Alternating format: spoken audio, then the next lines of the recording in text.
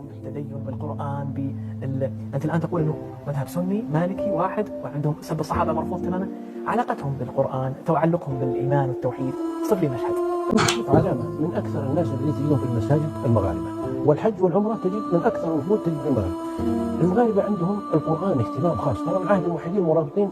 أنا زرت دول كثيرة، بس المغرب البلد الوحيد الذي الإمام عندهم يقرأ بعد صلاة الفجر وبعد صلاة المغرب حزب، يعني نص جزء في الصبح وجزء من الأوقاف. نعم، من الأوقاف.